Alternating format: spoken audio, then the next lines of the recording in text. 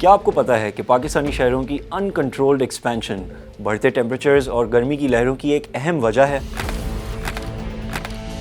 لیکن جیسا آپ ان سیٹلائٹ امیجز میں دیکھ سکتے ہیں، پاکستان میں کینسر جیسے بڑھتے ہوئے اربن سپرال کی ایک سے بڑھ کر ایک مثال ہے۔ اگر ہم لاہور کراچی کو دیکھیں، وہاں کی سٹی ایکسٹینشن یہ ہوئی کہ وہاں پہ ڈینسٹی پاپولیشن بڑھنا شروع ہو گئی۔ اس اربن سپرال کی وجہ سے کیا ہوا کہ نہ صرف ہمارے جو اندرون شہر کے علاقے ہیں وہ ڈینسٹی پاپولیٹڈ ہو گئے، لیکن جو ہمارے شہر کے باہر کے علاقے ہیں وہاں کی بھی ایکالوجی کو، انوائرمنٹ کو بیڈلی ہارم کیا جا رہا ہے۔ دراصل درخت، گھاس، تالاب گرمائش کو جذب کرتے ہیں اور ایک کانکریٹ کے جنگل میں رہنے کے نتیجے میں پیدا ہونے والے ہیٹ آئلینڈ ایفیکٹ سے لڑتے ہیں۔ یہ جو پودے وغیرہ ہوتے ہیں، جو ہمارے درخت ہوتے ہیں، یہ کیا کرتے ہیں کہ یہ پانی کو جب بارش ہوتی ہے تو اپنے اندر اسٹور کر لیتے ہیں، اور جیسے انسان سویٹنگ کرتا ہے نا، انسان کو پسینہ آتا ہے، اسی طرح ہمارے جو درخت ہیں ان کو بھی سویٹنگ کا پروسیس پہ ٹرانسپائریشن کہتے ہیں۔ جب آپ ہاریزونٹل اسپرال کیے جا رہے ہیں تو ایواپو ٹرانسپائریشن رکتا ہے، جس سے ہیٹ آئلینڈ افیکٹ آپ کا بہت زیادہ بڑھنا شروع ہوتا ہے۔ جہاں جہاں کانکریٹ نے ہریالی کو ریپلیس کیا ہے، وہاں ٹیمپریچرز 3 سے 5 درجہ حرارت تک بڑھ جاتے ہیں۔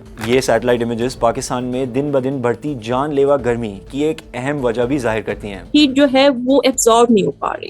ایبزارپشن کے لیے ہمارے پاس there is a palette of materials. For instance, we have the green blue corridors. ہمارا پانی کے چینلائزیشن، ہماری گرینری کی چینلائزیشن اور ہیبیٹیٹ کی چینلائزیشن۔ فارچونیٹلی پاکستان کے ایک شہر میں باقی سب کے برعکس گرین کور مینٹین رہا، لیکن یہ کسی ایک گورنمنٹ کا کمال نہیں۔ اس کی سب سے بڑی وجہ اسلام آباد کا پاکستان کا اکیلا لارجلی پری پلانڈ شہر ہونا ہے۔ It was designed by a Greek architect, Doxiadis.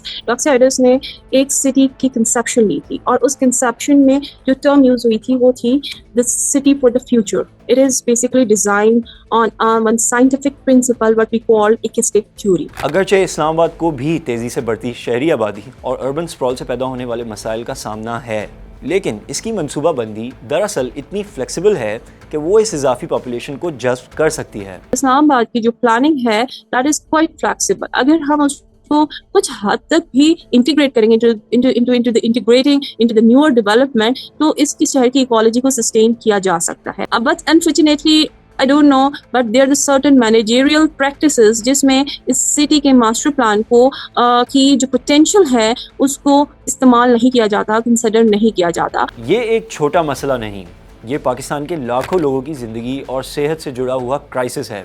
جب ہم اپنے شہروں کو کانکریٹ کے جنگل میں تبدیل کر دیتے ہیں، ہم نہ صرف اپنے آپ کو تیز گرمی کی لہروں کا نشانہ بناتے ہیں، بلکہ آنے والی نسلوں کے لیے بھی انتہائی برے فیصلے لے رہے ہیں۔